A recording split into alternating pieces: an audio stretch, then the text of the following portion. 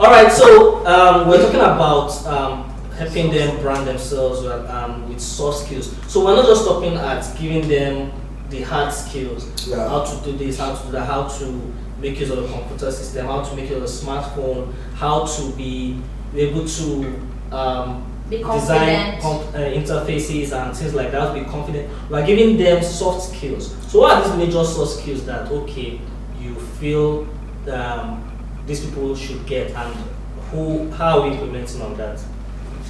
So a few things that we had planned for the general program is public speaking.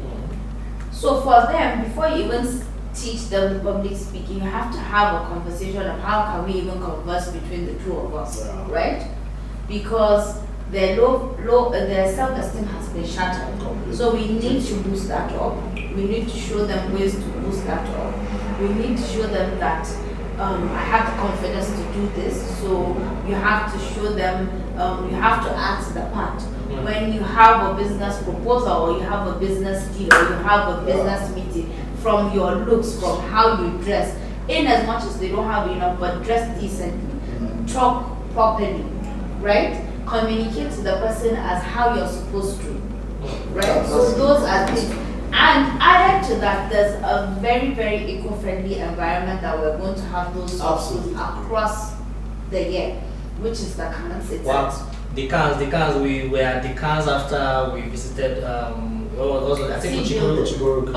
Yeah, that's what we visited. The Cannes is a beautiful place, like beautiful. That's why they are our partners. You need that environment to change you. It's going to change your thinking. It's going to change how you feel, and then so it's going to add up these things. When you are working in that kind of environment, of course, you improve your creativity. So let me remind you guys on the debate we had after our visit at the camp. So remember we were saying, will some of the IDPs, will some of them be comfortable to be there because the level or the status of people that do come to the camps, can they level up that status? And if you remember vividly, that was what brought about the psychosocial integrating psychosocial support in our curriculums, just to see how we can level up their stratification level, like social stratification level and all that. See, my greatest joy on this project is incorporating the soft skill into it, and then the choice of the camps. Perfect for all our boot camps. So that's where we'll be teaching them those soft skills. And we're bringing in experts in the field. We're not just professionals. Every single topic for the soft skill. Every single soft skill will be. And remember, experts. there's one aphorism that I know, that when you have the soft skill, the hard skill, the soft skill maintains the hard skills. That's very powerful. You understand? So incorporate. That's why I told you I love the incorporation of that soft skill. All right. And you know another thing is, so when we teach them those public speaking, building self-confidence and all that, so that skills they have, how can they turn that skills into profit? And that's a major outcome for the project now, making them self-reliant. So a particular topic will be dealt with in one of the boot camps now, like how to turn their skills to profit. Because I can assure you that there are a lot of skillful people who don't even know how to market their skills. Yes, they don't earn at all. They don't know. They don't even earn out of their skills. So you see, we're going to teach them how to do that. We have industry experts who will handle that. That's amazing to hear that. And so we've covered a lot about the IDP model, but just before we move on, I want us to discuss about the kiosk model. It was a model we came up with because we knew, okay, these IDPs, they don't have smartphones, they do not have systems, they don't even have money to give cyber cafe owners to say, help us get registered. We went down to this community, we went down to there, and so that's this is all part of model. taking digital skills to them. Whatever we're going to do, take it to them to ease the stress, number one. Number two is Probably in future, if we're going to redo this to another set of people, we're going to call them and say, okay, remember how we did this, because they've been taught. Yes. So it's a gradual process, and it's a step-by-step thing that you start from here. At the end of the day, you reach a high level that you want to. So just for the sake of our audience, the kiosk model, just in 20 seconds, what is it? So the kiosk model in So you don't think that it's a shop? It's shop thing. It's just the application process for the internally displaced group. That's it. Yes. It carries their biodata, it carries their health information, it carries their information about their camp, it carries about the manager that is sort of that, like their guardian within the The camp. number of hours they're willing to. The number of hours, spend, exactly. why they want to be part of the program. Just It was good to explain because even our director just admitted it. He thought it was a shop. So the kiosk model is And sincerely, man. so it's just the application process for the IDPs, which is going to be mounted onto the normal application website of the Fasaha program. That's just it. So when you click on the when you go to the website, you're going to see the kiosk model, and then you see all the information that it's going to carry without the people's info, privacy sake, of course. All right. So TK, we were at the field when we were actually implementing the kiosk model. There was something I loved about what happened that day. Okay. And like day 2. Was it the rain that The rain, like yes, it was rainy that day. But even before the rain stopped, They still came out. they came out That's they showed passion. So it showed how effective info sessions was, Absolutely. and also showed how much these women, young girls and women are to bring themselves out of their current situation, Absolutely. to join, be a part of the society. You understand? So it was a very emotional moment for me. I saw them; they came out in their numbers at all the camps. I think we even had more people at the. During the camp. No, like as I'm talking about Jera now, we have more people who came out for the what's it called? The kiosk model model than even people who came out for info session. If you look at it very well. Because the information was spread. Yeah, the information had spread. Right? 12, right? Yes, We had 112. 112 in total, which you believe is really massive. And for me, And out of the 112, how many are we going to Yes, but you know, 30, 50, 50 thereabouts. So. for me, I believe that yes, number matters. If you choose 30 at the end of the day, 250 at the end of the day. For me, I think success is them. When if you turn is 30 and many of them become success stories, they can go back to these camps and train others. Yeah, so that's our sustainability plan. That's sustainability plan. So I really believe that's really key, and that's what we believe will happen, because that's what we do at Natview. We've had such cases in our previous programs. Take on Katna. We know people. What's the name of that lady? She's now training other people. She learned from the digital skills program. Sadia. Yeah, she's now training people in our community digital skills for free. So she's earning money aside her training. Yes. So it's something that is really huge, and it's part of what we do at Natview. Is a very big sustainability plan for us. So for the kiosk model again, one thing that really got me excited was, in the questions, the questionnaire, there's a place where we ask them, why do you want to be part of this program? And you need to hear what most of them say, their reasons for being part of the program. Most of them didn't say anything like, I want to earn money.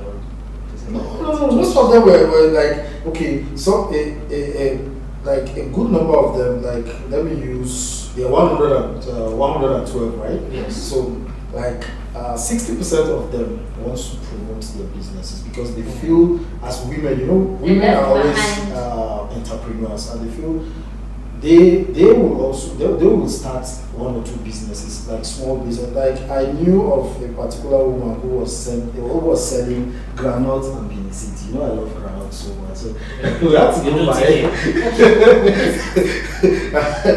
I know that. So, but then, like, they want to promote their businesses. Some are still saying, some were saying they want to know, to blend among the society, because they know the world is now digitally inclined. So this is why they want to be part of it. And it's humbling for me, seriously. it's very, very humbling for me. I know Tariq and Madam Blessings will have so much things to talk about as regards their reasons too and all that. But all right. that's great. All right. So awesome. I think we've done justice to the IDP model. I'd like us to move on now. In Abuja, where we did radio awareness programs. Yes, I'd like to touch a bit on that because it was very interesting. Yes, we went to clean. So let me cut you completely here. So I was so surprised to hear somebody speaking broken English. You know, like the normal pitch, by people. How would I do? And I was baffled. Remember, technically, I refused to be part of. To be part of it. I decided to just be at the background and all because I felt, how will I start speaking in broken English? Yes, but we really needed Aisha to lead See, thumbs up.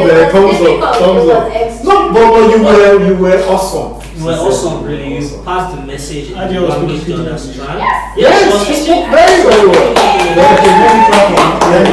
We had the recordings. We'll put it on the website on the Fasaha.edu Please website. go and see me speak. Go and hear me speak pidgin English for the first time in my life. Yes, she was. We were on Wazobia FM. That was the second radio station we visited. We went to 3 radio stations in general. We were at Vision FM. We went to Kiss FM. We went to Wazobia FM. And Wazobia FM, as well know, is a pidgin English radio station. And it was fun and exciting. Yeah, it was really fun and exciting. And I was scared in the beginning. I was shaking. My voice was shaking. But the presenter, you guys. Yes, he's good. He's good. He's really, really good. Yeah. So let's look at the outcomes of everything that happened there. Yeah, we chose. When we were planning it was strategic. We chose Vision FM for a reason. We chose Fasaha for a reason. We chose Kiss FM for a reason. Kiss FM is mainly for the middle class. and urban audience.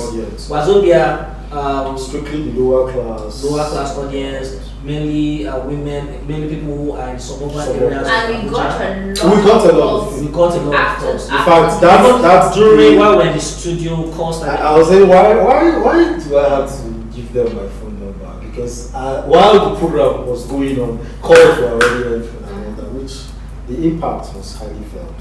So, but the experience was awesome because of the lower. Because Tariq and I were receiving calls from them, and I can assure you, most of them do not even have smartphones. Just for the sake of our audience, Tariq is a very active member. Very. He's our main guy, our main map, and very, very enthusiastic about the project. He's passionate, sorry. So let's discuss the outcomes of that. Some of these radio shows that we went to. Okay, for Wazobia. Yes, for like Wazobia now, a lot of calls came from suburban areas. And we have women who mainly wants to use this to promote their businesses.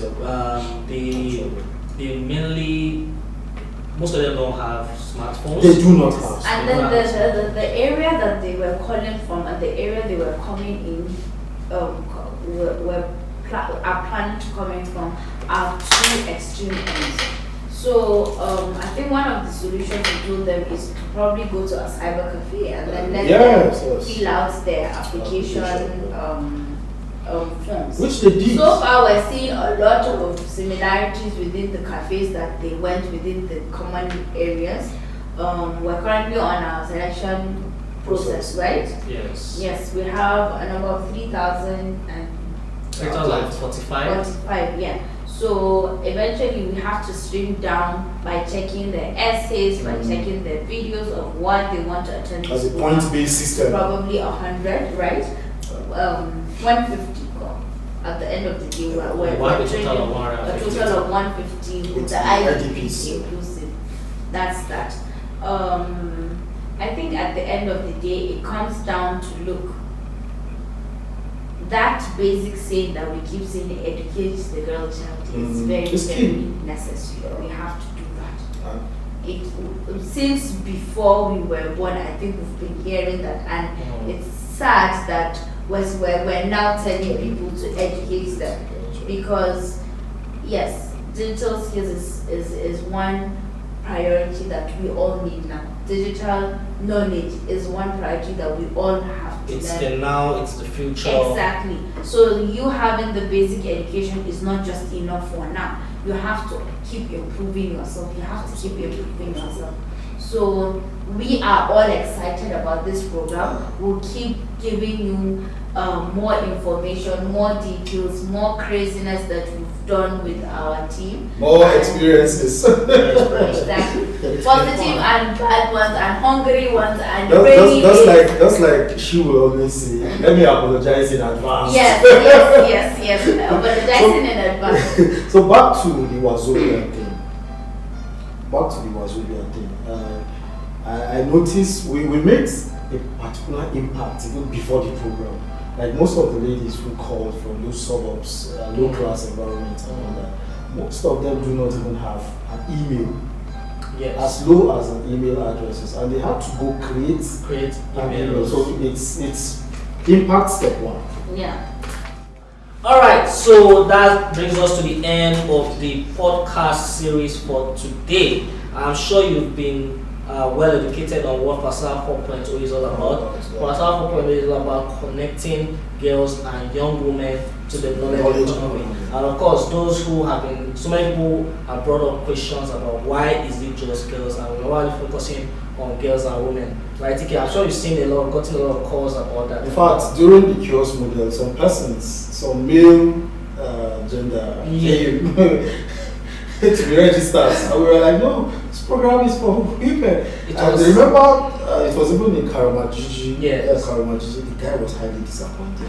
Yeah, he was. And we had to talk to him. Yeah, we had to make really him understand that this and is. of course, Natview has done several programs in the past. Absolutely. And for both male and female participants, but this is focused on girls and women because statistics have shown that the girls and women are at a disadvantage as far as this industry is concerned, and we need to bring them. We need to bring the digital gender divide. We need the girls and boys to be equal at equal level when it comes to digital technology. It's so good to have you with me, Aisha, and TK. It's been a very fun session, and we'll see you again some other time for more on our blog series, our blog post. And if you want more information on what this program is all about, please visit fasaha.ng. Should I spell that? Please do spell it. fasaha.ng. That's the website. Follow us on all our social media handles at fasaha.ng. On Instagram is fasaha 4.0. On behalf of myself, on Facebook. On Facebook is actually at fasaha.ng. On Twitter, When it's back? Yeah. When Twitter is back. No, hopefully it will be back soon because we actually need Twitter. But by the time it's back, please follow us on at fasaha.ng, and on LinkedIn also follow us at fasaha.ng. We're everywhere. We're everywhere. We're everywhere. See ya. See you soon and goodbye.